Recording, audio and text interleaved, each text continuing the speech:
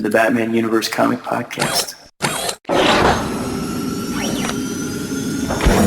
Hey, this is Scott Snyder. Hi, this is Denny O'Neil. My name is Neil Adams. This is Paul Dini. Hi, my name's Dan DiDio. This is Kevin Conroy. Hey, this is Francis Maniple. Hi, this is Jim Lee, and you're listening to the Batman Universe Comic Podcast.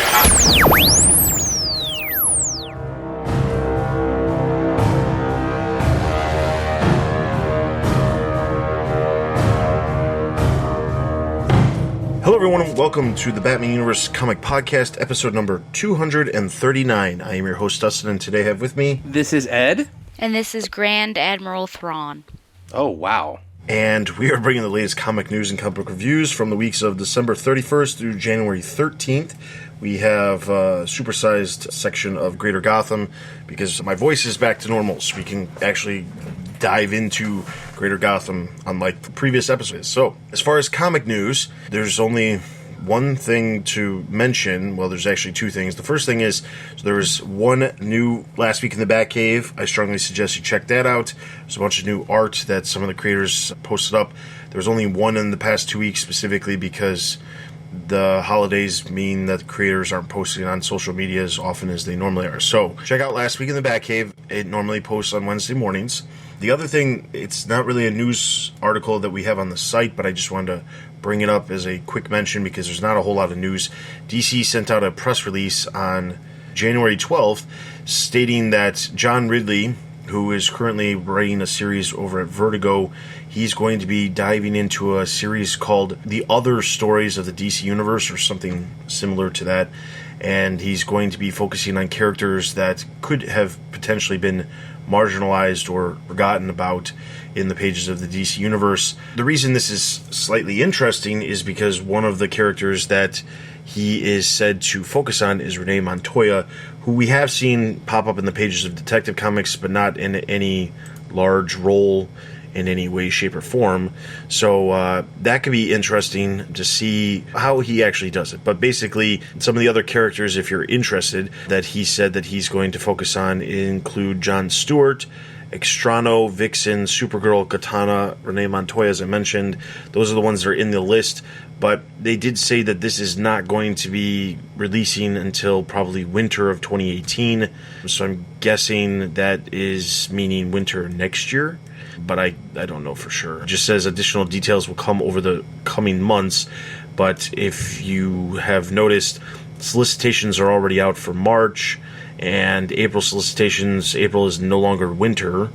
So I'm guessing winter 2018 is next, like practically a year from now. I'm guessing that's what they're referring to. Well, because if not, it'd been in the solicit by now, wouldn't it? If it was coming out in the next couple months. Yeah, exactly. If it was coming in winter, yeah. So it'll be interesting to see how this, what ends up happening. Obviously, we'll keep track of the stuff having to do with TBU characters, and we'll make sure to bring those up. There's no knowledge of how long it's going to last, how many issues. It was basically announced because John Ridley is at one of the panels at the DC and DC event that they're currently doing, or they were doing over the weekend.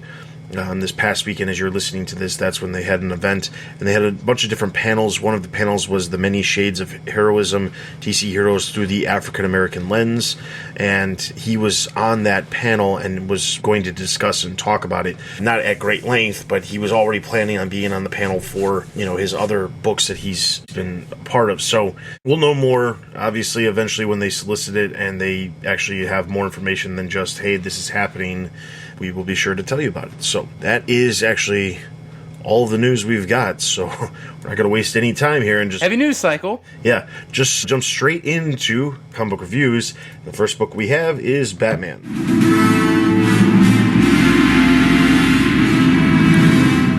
Batman number 38, The Origin of Bruce Wayne, which when I read that, I rolled my eyes and I thought, oh, I'm going to have to read this again. But it's not what you think. Script, Tom King. Pencils and inks, Travis Moore. Colors, Giulia Brusco. Now, the only thing I will say that I'm slightly confused on is how many pairs of parents were actually killed. But besides that, I'll give you basically the breakdown of everything. So there's this young man who, for whatever reason, likes to be called Master Bruce by his butler. And we see that this fake Master Bruce and his butler actually walk in on his parents' bodies after they have been killed. We see a scene between this young man and the grown-up Bruce Wayne, and the young man is just trying to figure out how to navigate life past his parents' death, because of course Bruce Wayne knows it better. Now this murder is slightly connected to Zsasz. It seems like with all the stab wounds and things that Zsasz may have been the one to do it. So Batman of course goes and visits Victor Zsasz, and at that point, Zsasz is giving himself a paper cut, which I guess is something that he can do. And he was in jail at the time of the murder, so it doesn't seem likely, but of course footage can be doctored. The letter that Zsasz was using to cut himself has a uplifting message, I guess, from someone trying to get Zsasz to be on the side of Jesus Christ. However, it's pretty false, and the quotation from the Bible passage was false, as well as the actual biblical book that they were citing. And it happened to be an anadrome, like a palindrome, and it leads Bruce to another murder scene, and it happens to be Zsasz's parents. So now, Zsasz seems to be still implicated, but then at one point at night, Batman is asleep and he's thinking about how the parents, I believe, of the first killing were laying, and it was almost like a clock, 11:11, the doubles situation, and this leads him to believe maybe it's Two-Face, but that doesn't seem likely.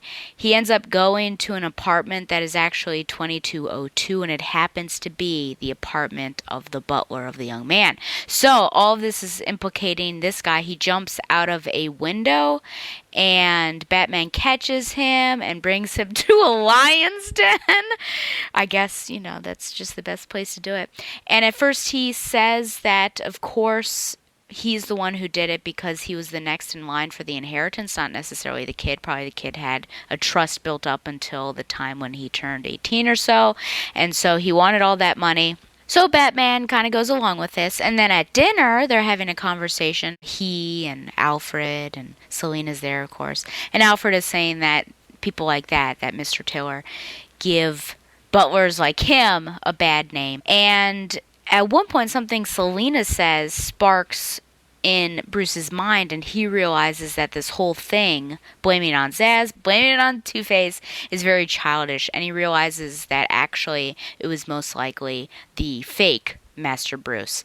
And so he interrogates the butler again with some more lions, and we come up with that, and Batman goes to the fake Master Bruce's parents' gravesite, and he's scratching out their names, writing Thomas Wayne and Martha Wayne. On his face, he has scrawled with a knife, Thomas and Martha. You don't get much more messed up than this, people. And he I guess, really, he just wants to be like Bruce. And he's saying Batman doesn't understand, which is ironic since, of course, that's Bruce Wayne. But he has him committed in the end, and he basically tells him, which seems to stick with him given the facial expression at the very end, that you're a sick kid with dead parents. Or, sorry, no, that's what Bruce said, but it sort of sticks with Bruce since he's the one who said that. And that's the end, so it's a nice little psychological side issue. Whew, okay. Yeah. That's about it. Yeah. I was not expecting this to pop up as Right after the double date? Yeah, that's one thing, is right after the double date, and in the 17 issues of the engagement that we're about to encounter. So this is, certainly a mystery tale, psychological thriller. Do you think that it really harkens back to storylines that we have seen with Bruce? It's one issue, so it's pretty quick. Do you think it could have been served as a longer story? So I guess what I'm asking is, overall, what did you think of this particular story and how it was portrayed? So as far as length goes, I think that this actually worked out well. I know the reasoning behind this single one issue was to give Joelle Jones a little bit more time with the Wonder Woman stuff that we're going to be getting in the next story arc from Tom King. So that's why this randomly pops up. And honestly, The only issue that I probably have is just the odd placement of it, because it's in the midst of all of these other issues that are more about the relationship of him and Selena more than anything else. Not that it's bad. I mean, I think it as a one and done story, it's fine. Tom King he said on Twitter after the issue came out that there's implications from this issue that will lead to future stories. So I'm guessing this person who calls himself Master Bruce is going to pop back up at some point. That's my only guess, because I don't know what other implications this issue implies. So it'll be interesting to see what this character does, or if anything, it just has to do with something to do with maybe the psychological effect on Bruce, because he's realizing that he could have turned out extremely more different, or he could have turned out like this kid, not exactly, but could have turned out more messed up after the parents were gone. But I mean, the kid was obviously more messed up because he had his parents killed. Either way, I think that as a one and done issue, I think it works perfectly. It's just the only issue I have is, like I said, the timing of it. Just seems like a very strange placement. I mean, I understand the behind the scenes not related to the continuity of as to why it happened, but as far as in continuity, you go from like this lighthearted double date with Superman and Lois Lane to this completely twisted psychological horror story. Yeah, I did like the fact that Selena was still in the story, even though she didn't have an active role. I think this is kind of what does a Batman story look like with his significant other around? I don't know. Did I like the story? Didn't it seem? I don't know if anyone's caught this, but I know it's not Tommy Elliott because it can be in modern continuity, but there was a lot of kind of seemed like Hush to me. Yeah. Had his parents killed for the money. Wants to be Bruce. Like it seemed. I don't know. It seemed like Hush light kinda to me. I mean, it's not. Again, I don't think it's awful or anything. I just don't. And you may have accidentally heard me in the background when Dustin said this character might come back. I was like, oh great. I don't know. It's fine. Obviously, I think Dustin's right. They needed a one-issue stopgap, so they put this story together. It's just not particularly memorable. So. Yeah, I too was feeling some Hush things. I mean, frankly, when you're in a meeting with Bruce Wayne and your butler comes up to you and says, "Cream Master Bruce," it's a little odd. Yeah. And I thought something weird is going on. And then the whole parents thing and trying to get to be like Bruce Wayne. I think the echoes are too much. But other than that, have an MO that's similar to other killers, I thought was interesting and really putting Bruce on a wild goose chase to a certain extent. So I liked the mystery and the detectiving, which I thought was great. It's really quick, which I guess, sometimes we complain about stories being too much, too long, and other times perhaps not long enough. So it works in the one shot, but I almost wonder what it would have been like if you had another issue to sort of suss it out. But I guess with this kid, really, what more is there to suss out? Maybe if it was somebody else, then you would have been able to have another issue. I guess the other thing is I stared at that page, perhaps just because I'm a shipper, where Bruce is actually in bed with Selena. And, he gets up and everything.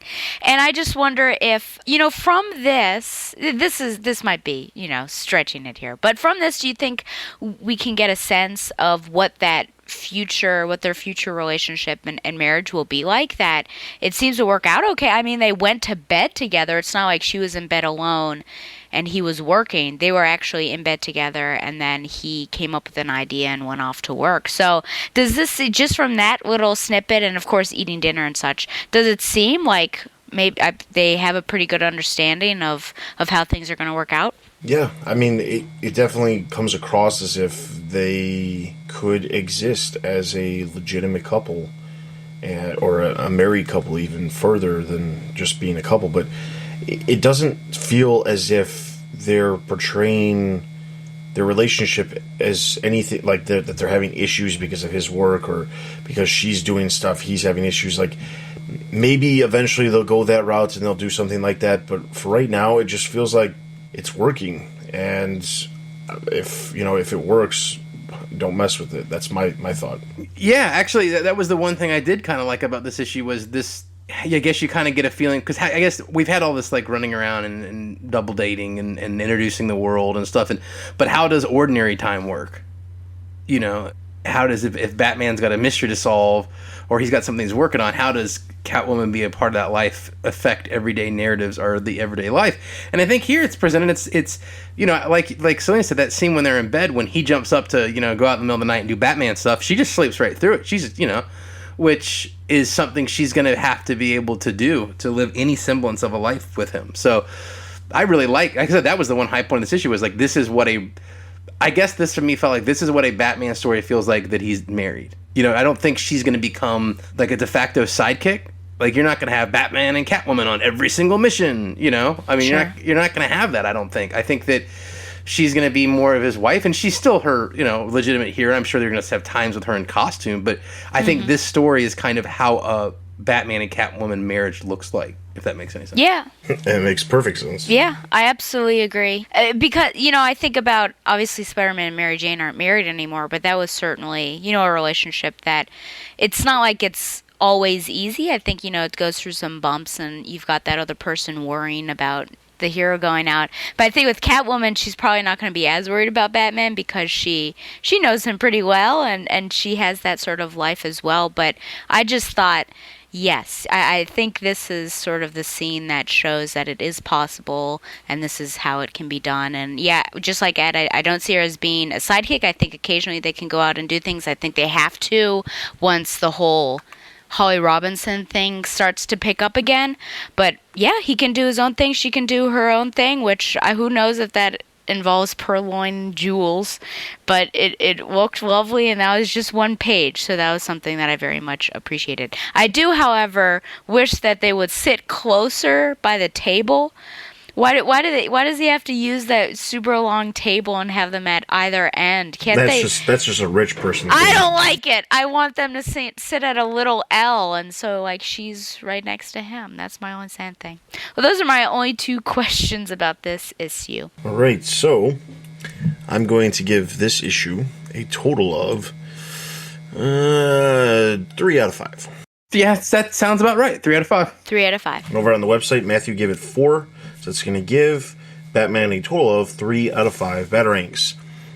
Let's move into our next book, Detective Comics.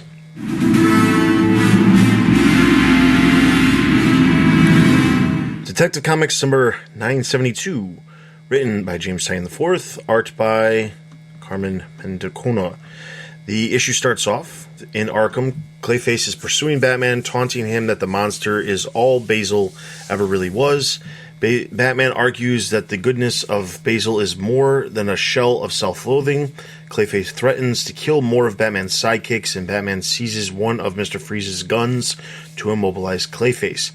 However, he realizes Basil was leaving a shell behind to keep him distracted while he headed straight for the Belfry. Outside, Mayor Atkins confronts Batman. Batman agrees that he sees his responsibility for this disaster, but that he, like Clayface, is a monster and not part of the mayor's system. In a van headed toward the city, Anarchy and the first victim plan their next move. The victim wants to watch Batman die, but Anarchy tries to stick to the plan of helping the people of Gotham revolt against the system. In the Belfry, Dr. October has prepared the Clayface cure, which won't make him a good person, but will allow him to be a mix of good and bad, able to choose right or wrong. Red Robin is furious that the mayor and the people of Gotham won't give Basil a second chance, but Spoiler advocates for the people who are being manipulated.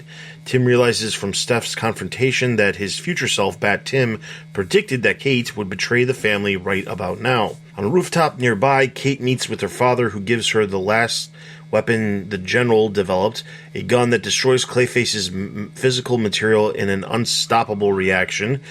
Kate asks why Jacob is giving this to her, and he says that she must make the choice not to use the weapon, to try to turn it into a non-lethal purposes, or to kill Clayface. She leaves after thanking him.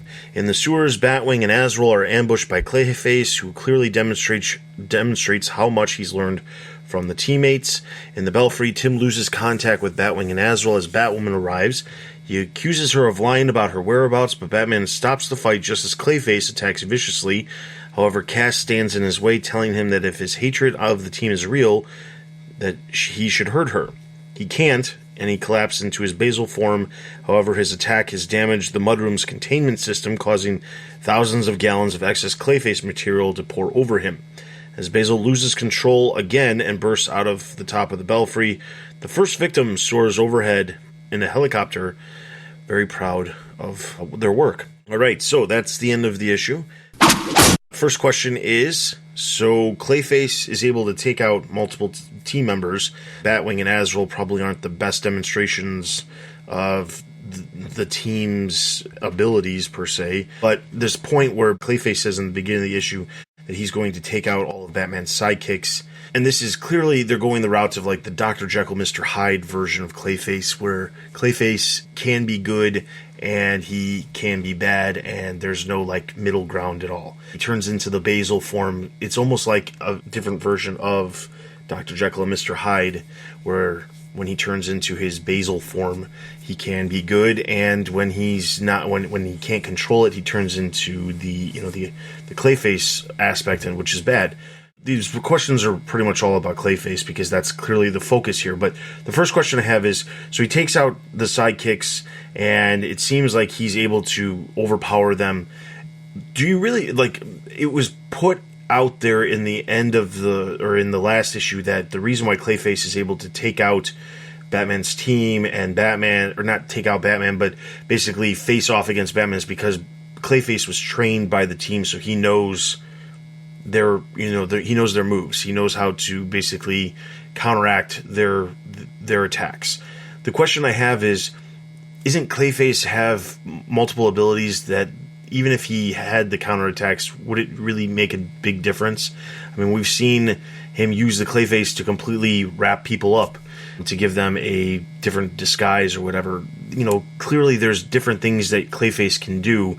Is the attack thing really a good point to be making about the fact? I mean, obviously they could be doing it just for the fact that he was with the team for so long, so he knows how to deal with the team. But I wanted to get your guys' thoughts on the idea of just turning Clayface back into this like physical fighting machine. Well, I think that's just the character. I mean, I think that I'm sadly, maybe not sadly, depending on how you feel about Clayface, I think this arc is just going to press a reset button for Clayface, and by the end of it, he's just going to be, bad Clayface again. I would think. I don't know. I mean, I guess I never really thought of it. I don't really think it matters. I mean, I don't think the veracity or type of the attack is really important. I think that they're just trying to show you that, in fact, their training has made him a more formidable enemy, and that maybe Batman bears some culpability in the fact that Clayface went from a guy who was kind of like, imitating people and turning his fists into hammers into this kind of, multifaceted, multi-talented, one-man wrecking crew. And I think they underestimated him as well, which is something that we saw in the sewer scene, because Luke was saying, oh, that sounded like Aunt Beru. Luke was saying how something like his data collection would have been possible if Clayface had done such and such that he had been discussing. I don't remember all the technical stuff. And then, then of course Clayface comes out of the wall and says that he had been listening. It's all about acting. So I think even though probably he was listening and pretending not to, it wasn't for a malevolent purpose at that time, but I think perhaps there are always these seeds, right? Because he's always been constantly fighting this darker nature. And so, yeah, I think that people have trained him to be a better fighter than he normally is, because I think when we see him normally, his attacks are very chaotic, and it's just trying to hit the other person with whatever he can, but now he's more strategic about things, and I think he's also smarter and wiser. What exactly was the question? Just is he... It was just, do you think it's important to focus on the fighting? Like you're saying, you're bringing up other points that about the fact that he's learning, or he's using his acting skills, he's hiding and things like that, which is where I was going with it. Yeah. Because the idea is that obviously what it feels like to me is like it was almost like he was a method actor, where he's embedded in this group to learn everything he could about this group so that he can study them, learn to be like them, and then at the end he's like you would, if you were a method actor, you go on and you play the part of, the member of the team or one of the people on the team because you know everything about it.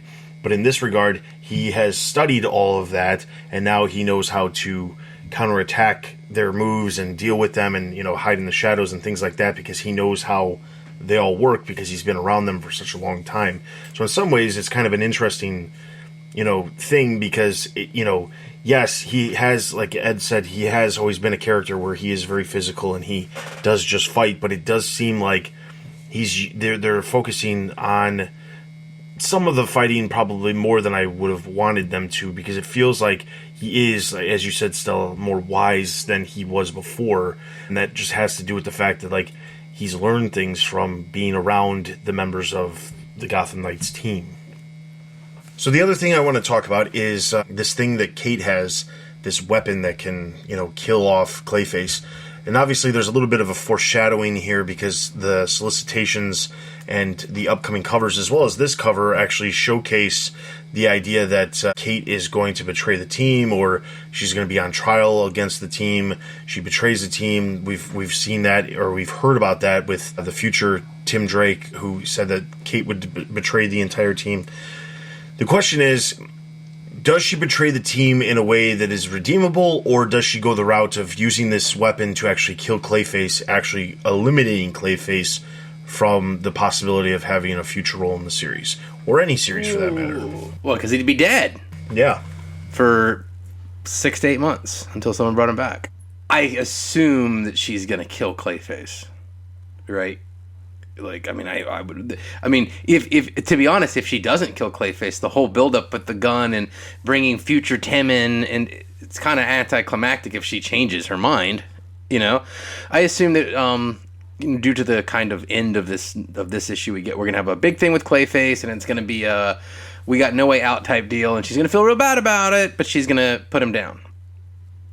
And then I like how we're still assuming that she's the one to betray the team. Well, that's the only thing.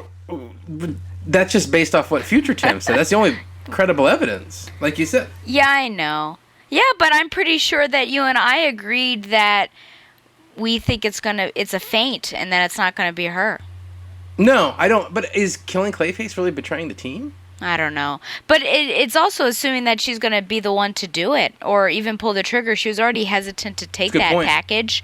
I feel like it's more of a protectionary measure of, I'm going to take this from my father so he doesn't have weaponry of that kind.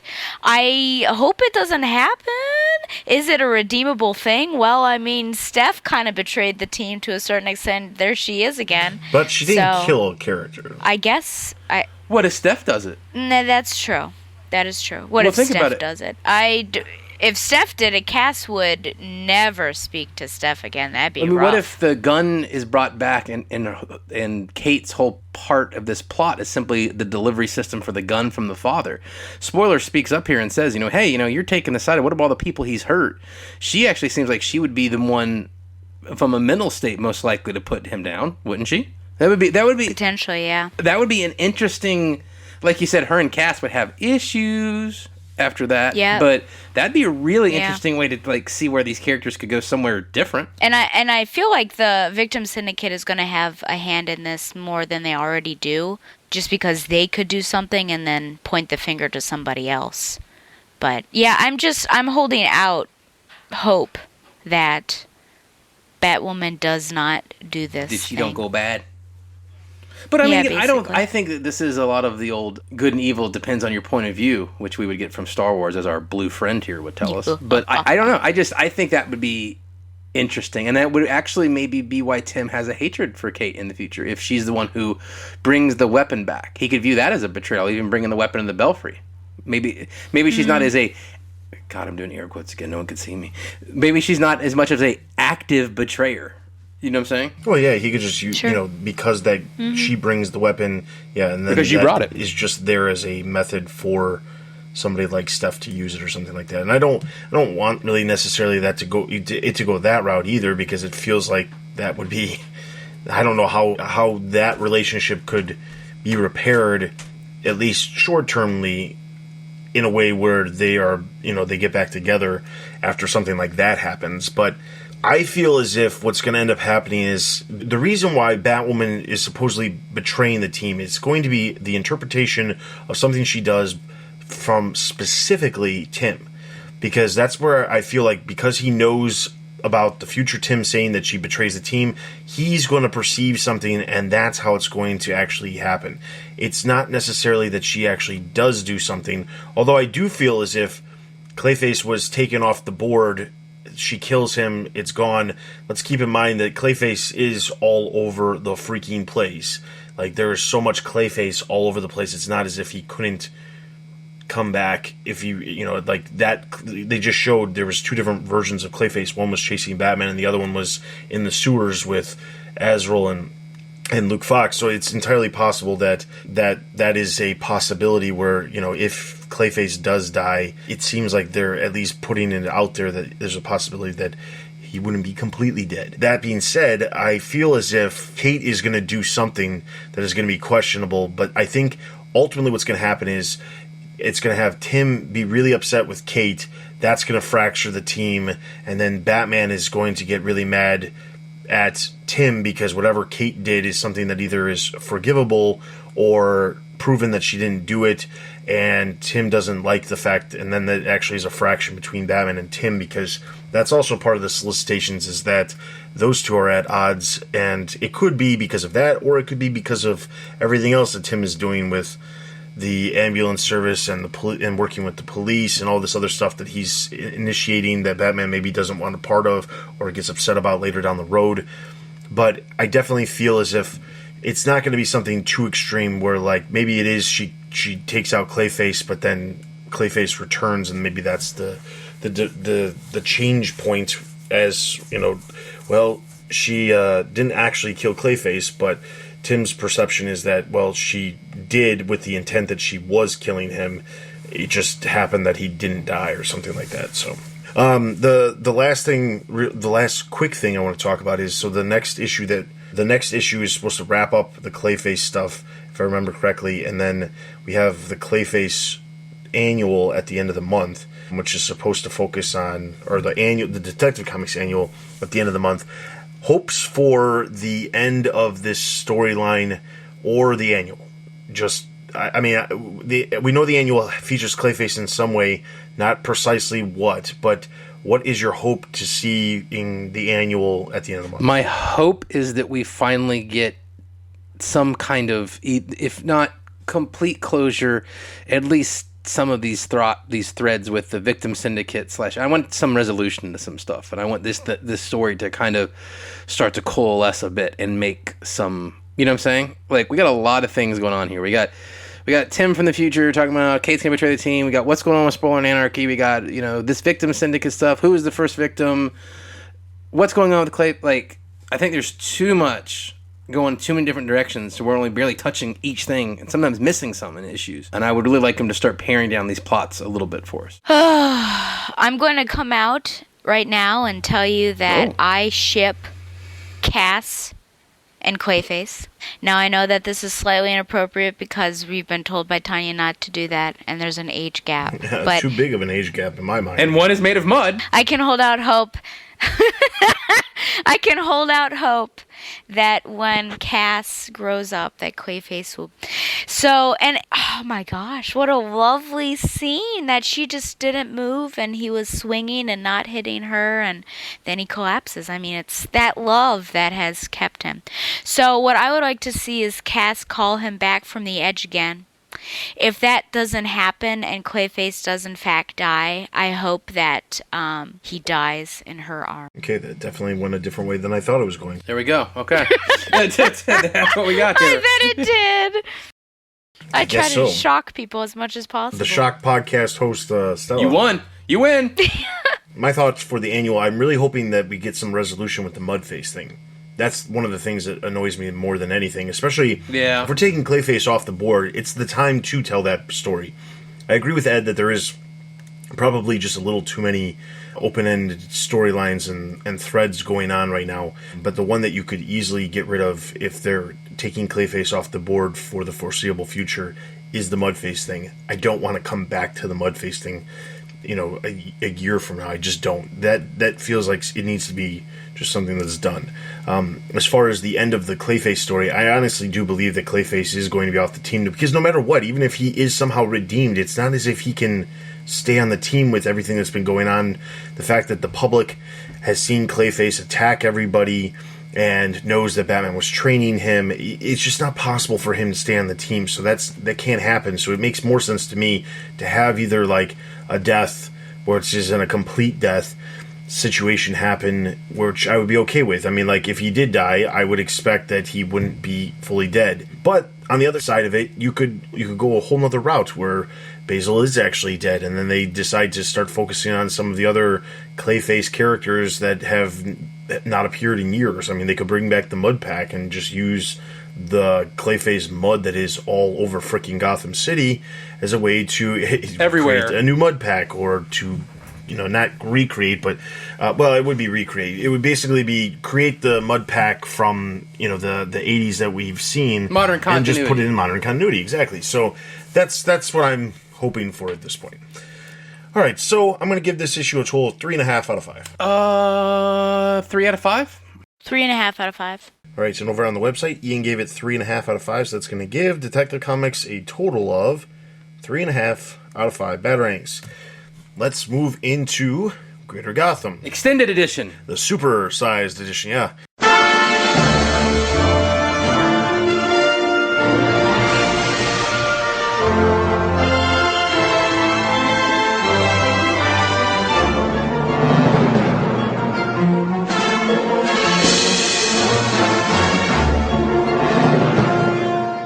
Alright, so we got to go all the way back to December 20th, and it's going to take a little bit of time, but trust me, we're already way, way earlier in the podcast than we would normally be at this point. So, first up, December 20th, main TBU books. We talked about Batman 37 last episode. Nightwing number 35, a new villain from Nightwing's past surfaces when the Judge comes to Bloodhaven. This is by Paul. He gave it 4 out of 5. I'm going to give this one a thumbs up. Thumbs up. Abstain. Batwoman number 10, as Kate defeats Scarecrow, she finally confronts her inner demons and makes peace with them. This review by Tony. He gave it 3.5 out of 5. I'm going to give this one a neutral. Thumbs up. Neutral. Alright, Harley Quinn number 33. In the wake of Mason's death, Harley attempts to deal with his loss in the midst of a time of change for her and her friends. This review by David. He gave it 4.5 out of 5. I'm going to give this one a neutral. Thumbs up. Abstain. Secondary TBU books, Batman Teenage Mutant Ninja Turtles 2, number 2. Batman and Robin travel to the Turtles' New York City, where Bane has seized control of the Foot Clan. This is reviewed by Paul. He gave it 4.5 out of 5. I'm going to give this one a thumbs up. Abstain. I still can't believe that. Thumbs up. Main DC Universe books, Super Sons number 11. Bat Tim continues on a mission to change his future, even if he has to kill to fulfill it. This is by Jessica. She gave it 2.5 out of 5. I'm going to give this one a thumbs up. Neutral. Neutral. Justice League number 35. Business as usual. A killer bug from outer space attacks Earth, but the hostility towards the Justice League is rising. This is by Ian. He gave it 3.5 out of 5. I'm going to give this one a thumbs up. Yeah, thumbs up. I like the new writer. Abstain. Trinity number 16. The Cobra Cult has kidnapped Deadshot's daughter Zoe on New Year's Eve as revenge for killing their leader. The Trinity, at the behest of Batman, work with Deadshot to find Zoe. This is by Adil. He gave it 1.5 out of 5. I'm going to give this one a thumbs down. Abstain. Abstain. Dark Knight's Metal number 4. While the remaining members of the League deal with the Dark Knights, Batman and Superman learn about Barbados from Dream. This is by Corbin. He gave it 5 out of 5. I'm going to give this one a thumbs up. Thumbs up. Abstain. Superman, number 37. Just as things are settling down following the attack from Mr. Oz, Superman is confronted by a Batman from the future. This Batman is a murderous Tim Drake, and he has returned to the present to kill Superboy to save his own timeline. This is by Bill. He gave it 3.5 out of 5 and give this one a thumbs up. Thumbs up. This future Tim Drake has got issues, man. Abstain. So, just to be clear, the reason why we covered Superman was because Superman is part of the Super Sons of Tomorrow crossover, and Superman number 37 was the first part of that. As we continue, there's going to be many parts that we're going to be covering. Alright, secondary DC Universe books, Bombshells United number 8, which included digital chapters number 15 through 16, the Bombshell versions of Batwoman, Question, Talia al Ghul, Hederic, and Maggie Sawyer all appear in the issue. Teen Titans Go number 25, which included digital chapters 49 through 50. The Teen Titans Go versions of Robin, Batman, Jim Gordon, and Alfred all appear in the issue. Moving on to the next week, December 27th, main TBU books. We already talked about Detective Comics number 971 in the last episode. Batgirl number 18, Barbara Gordon and her friends are having a night out to enjoy Christmas when their night gets derailed by Harley Quinn trying to teach an unethical CEO a lesson. This is reviewed by Adele. He gave it 2.5 out of 5, and you give this one a thumbs down. What? Abstain? Okay. Haven't read it yet? I can't believe it. Thumbs up. This was a hilarious issue. Hey, let me ask you a question. When did Alicia find out that she was Batgirl? Yeah, exactly. Oh, really? They screwed that up? There's some ambiguity there. But she never calls her Baz. But, the selfie thing, it's confusing. Yeah. I chose to ignore that and didn't bring it up because I complained about continuity already too much. Well, I think that's what we all do. But still, thumbs up. It was hilarious. Okay. Batman Beyond number 15. After defeating the Royal... I'm going to go read it now. I skipped it. I'm going to go read it, see what all the hubbub's about. Yeah, just be prepared. Okay. Batman Beyond number 15. After defeating the Royal Flush Gang, Terry tries to have a quiet night with Dana when another villain from his past, Stalker, returns at the request of a mysterious figure trying to defeat Batman. This is reviewed by Bill. He gave it 2 out of 5. I'm going to give this one a neutral. Neutral. Thumbs up. Secondary TBU books. Batman Creature of the Night number 2. As a young man, Bruce Wainwright has everything he could ever hope for, but the Batman still lurks in the dark corners of his mind. This is reviewed by Jessica. She gave it 4 out of 5. I'm going to give this one a thumbs up. Neutral. Oh dear. Abstain. Nightwing, The New Order, number 5. The Titans steal Jake out of the Crusaders' base and take him to Metropolis to weaponize his powers and reverse Nightwing's decision from 10 years ago. This is by Ian. He gave it 3 out of 5. I'm going to give this one a neutral. Abstain. Abstain. Main DC Universe books, Teen Titans number 15.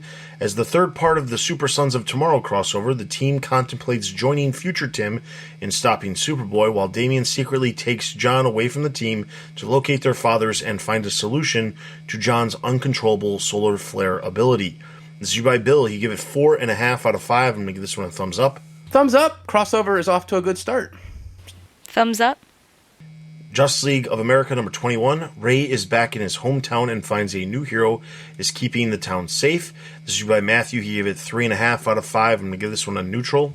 Thumbs down. It's junk. Oh dear. Abstain. Suicide Squad number 32.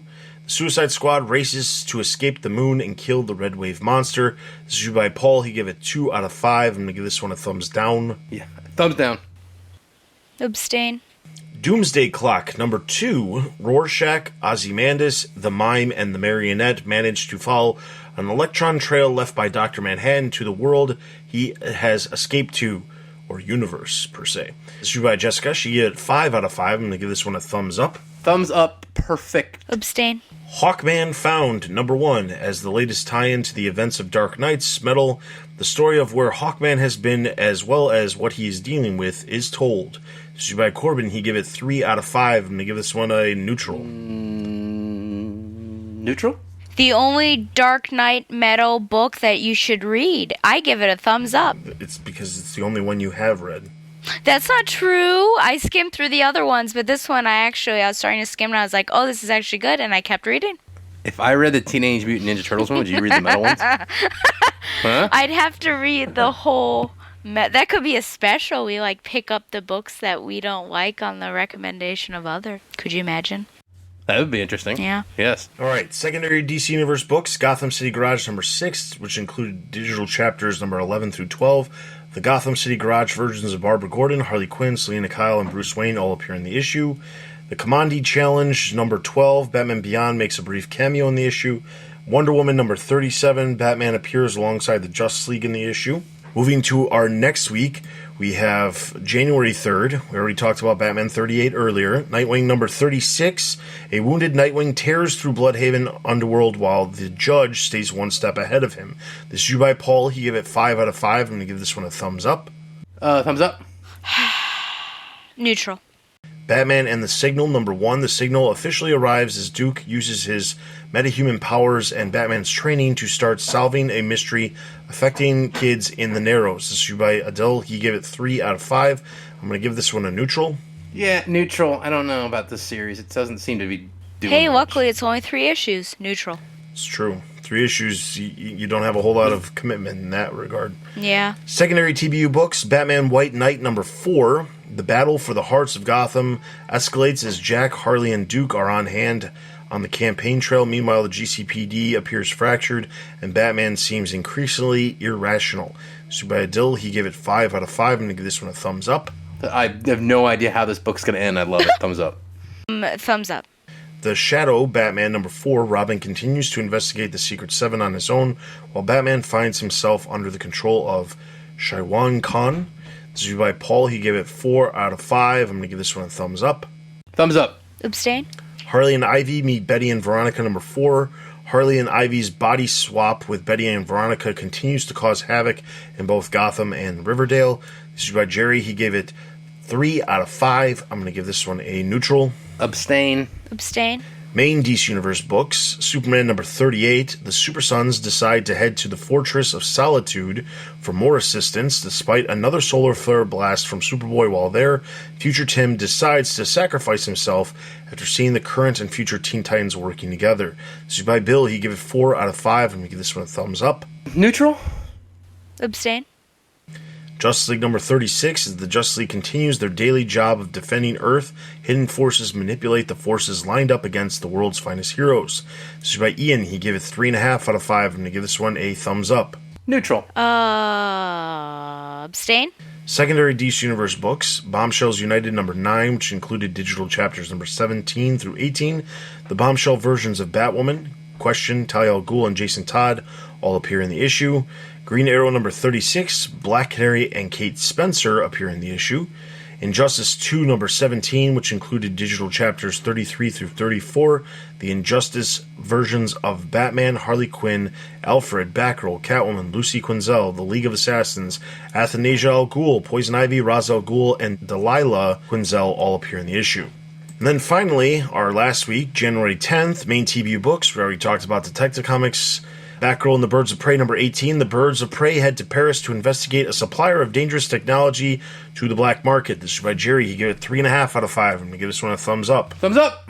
I didn't have time to read it. Abstain. Red Hood and the Outlaws number 18. While Red Hood and Artemis deal with both outside and potentially internal threats, Bizarro battles his inner conscience and sanity. This is by Bill. He gave it 4 out of 5. I'm going to give this one a thumbs up.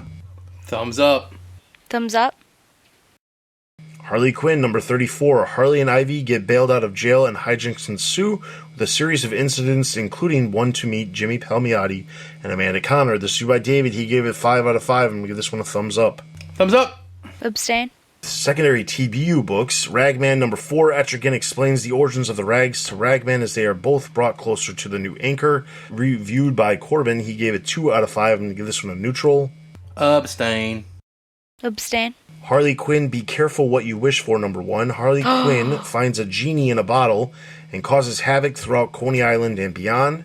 This was reviewed by Jerry. He gave it 3.5 out of 5. I'm going to give this one a thumbs up. Abstain. Abstain. Main DC Universe books, Titans number 19. The Titans must face judgment from the Justice League, which results in them going in a new direction. This is reviewed by Matthew. He gave it 3.5 out of 5. I'm going to give this one a thumbs up. Abstain. Neutral. Justice League of America number 22. The Queen of Fables arrives and puts the League in jeopardy. This is by Matthew. He gave it 3 out of 5. I'm going to give this one a neutral. Thumbs down. Neutral. Suicide Squad number 33. The Suicide Squad takes on a new member as they fight off an alien invasion. This is by Paul. He gave it 3 out of 5. I'm going to give this one a neutral. Neutral. Abstain. Secondary DC Universe books, Gotham City Garage number 7, which included digital chapters 13 through 14. The Gotham City Garage versions of Barbara Gordon, Harley Quinn, Bruce Wayne, Thomas Wayne, and Martha Wayne all appear in the issue. New Superman number 19, The Batman of China, appears in the issue. And then finally, here is the massive list of all of the TBU trades and hardcovers that have come out over the past 4 weeks. Batman Detective Comics, Volume 4, Deus Ex Machina, trade paperback. Batman Arkham, The Joker's Daughter, trade paperback. Superman Batman, Volume 6, trade paperback. The long-awaited Batgirl, The Bronze Age Omnibus, Volume 1, hardcover. Yay!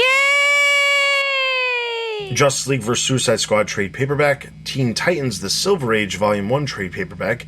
The New Teen Titans, Volume 8, trade paperback. Batman in the Brave and the Bold, The Bronze Age, Volume 1, trade paperback. Robin, Volume 5, War of the Dragons, trade paperback. Injustice Ground Zero, Volume 1, trade paperback. Batman Beyond, Volume 2, Rise of the Demon, trade paperback. Batman Shadow of the Bat, Volume 3, trade paperback. Harley Quinn, Volume 4, Surprise, Surprise, trade paperback.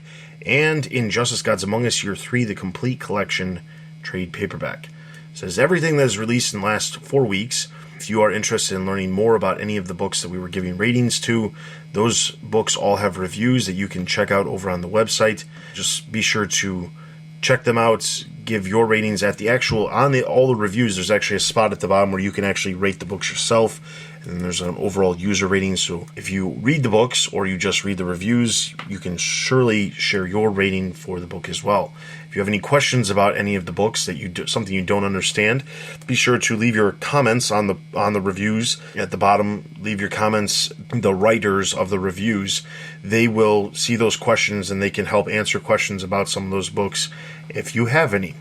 So, with that, before we get into our listener Q&As, I want to take a second to talk about Patreon. A couple things. If you have the opportunity to spend just a couple of dollars per month on Patreon, you can support us at any level. We even have a dollar level where you can just share $1 every single month with us.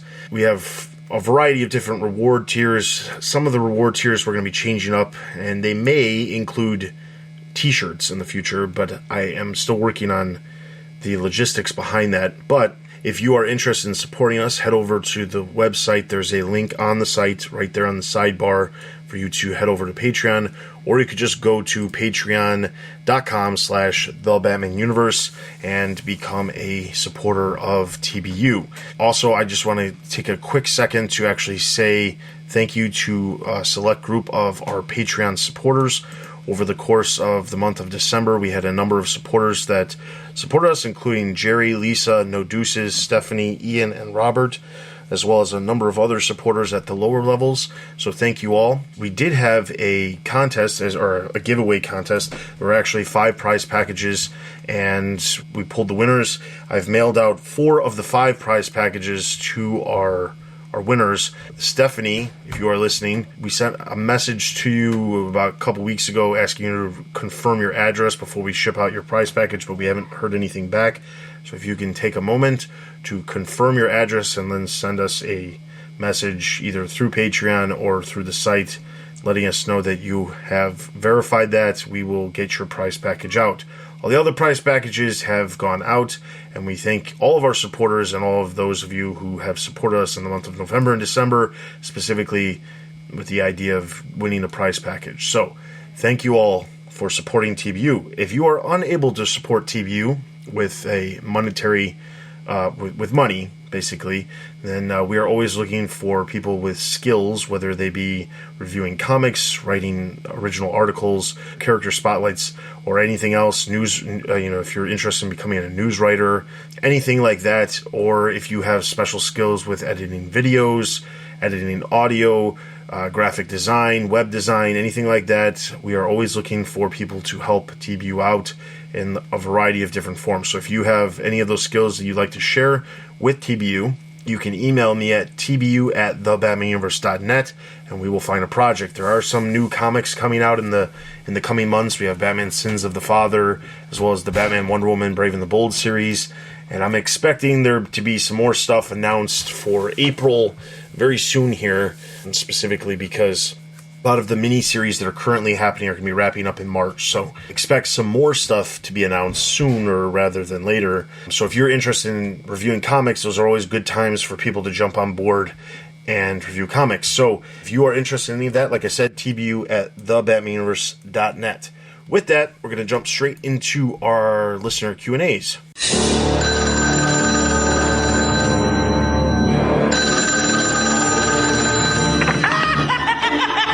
Boy, did you get a wrong number.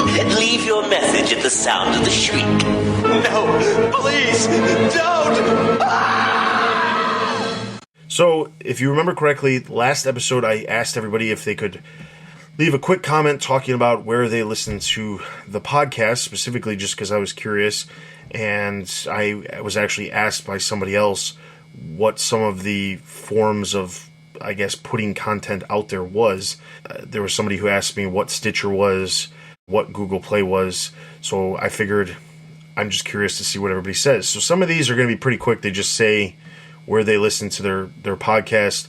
One thing that I did find interesting is that Stella happened to make a comment about her podcast being really long last episode. And what do you mean? I did not. You attacked Stella, me. you clearly said that your podcasts are very long and it's a lot of work. And we all were like, but Stella, we all love your super long podcast. So What on earth? Am I misremembering, Ed? Did I fall on my head? Are we on Earth 2 right now? What's going on here? Yeah, Dustin, you were the one who accused me of having really long podcasts. I don't think that's how it went. But anyway, so What? Them's the breaks. Oh my gosh. So anyway, as it turns out, there's a Which bunch of people on Twitter FYI. who are saying they really like super long podcasts. So unfortunately, this podcast isn't going to become any longer than normal. We're trying to stick to no longer than that 2-hour mark. But I guess Stella is going to continue to spend a lot of her time producing quality long content for all of you listeners out there who You're really enjoy sick. those super long podcasts. So My gosh. And I said on Twitter, you owe me an apology because my latest one comes in slightly over an hour. no, I wouldn't apologize. Your listeners and your fans demand longer content, so you better get on that. I demand listeners to write in, and you need to tell us now that Dustin was the one to call me out last episode. Wait, so let's Something get to weird's these going listener on. comments. So the first one comes from Ian. Ian, you're my only hope. Right on, Ed, my man. Finally, Yes, you found here a we go. fan, Ed, for remembering I did, it's that nice. Steph's back row run is being collected. At long last, people can buy her amazing series for a reasonable price. I think Stella's point about the victim's syndicate and long-term storytelling is well made. I personally think that if Tynion does not give us at least some answers about the first victim, especially given how psychopathic they are turning out to be, it's going to be a real weakness. I didn't mind their first appearance since I like the psychological warfare aspect of the art, but it's currently not satisfying without knowing more. As for Mudface, I hope the upcoming Detective Comics annual is going to have some part of that backstory since it's a Clayface flashback issue. My hope too. I definitely agree. We talked about that earlier. Going back to your comment about the Steph run, and I can honestly say that now that it's being republished, the previous collected copies of Steph as Batgirl were going for like $40 on eBay for just a single trade. It was insane. Oh, it was nuts. Yeah. Yeah. So I mean, definitely, I mean, like, and the problem is that when it gets to be something like that, where they're going for that high, that's just DC losing money right there. Because if there's the demand and people are actually paying that much for it, that means they should be making sure that there's more copies or republishing it or whatever. But it doesn't. It definitely doesn't make any sense for a company to just be leaving money on the table and let the secondary market get that much. Yeah, to basically make that much profit off of something like that. And if anyone hasn't read it, go read it. Absolutely. Yeah, definitely good It's really stuff. Okay, our next comment comes from Corbin. I, for one, appreciate the hour and a half range in running time. Over 2 hours gets a bit much for me. I usually listen to the podcast while pushing dents out of cars, my day job. I use iTunes and download it to the podcast app so I'm not racking up my data bill. And that makes sense.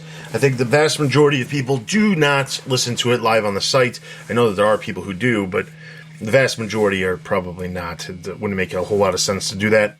The next comment is a response from Ian, but he also talks about how he listens to his podcast, so let's go through that one. Oh yes, I forgot about this question. I listen on the Android podcast app Podcast Addict. Every now and then when I'm doing mindless paperwork, I'll listen using the site or YouTube, but on my phone it's always the app. Usually it's a commute thing or while I'm playing video games, because I like to take notes for my lengthy comments. Smiley. Winky emoticon. Yes. And it's interesting because I've never heard of Podcast Addict, but I'm sure there's a million apps out there that I haven't heard because I don't use more than, I think, like 20 apps on a normal basis. But all right, next comment comes from Jessica. There was one detail from Batman 37 that caught my attention and ended up not being mentioned. When Selina and Lois are sharing that flask, by the end of the scene, Lois tells Selina that she is too young to get married. Seeing that Rebirth Bruce is not exactly too young to marry, would you guys say that this Rebirth Selina is younger than him? About the podcast, I listened to it on iTunes. By the way, I actually enjoy lengthy podcasts since I listen to them while working, basically making technical drawings. Listening to people talking helps me stay focused for 4 to 6 hours of boring lines on a black background. So let's just plug Stella's podcast and say that's where you can find those 4 to 6 hour podcasts. People are sick. If you're looking to kill a work week. Oh my gosh. Specifically, let's go back to that Selina question. So Lois tells Selina that she's too young to get married.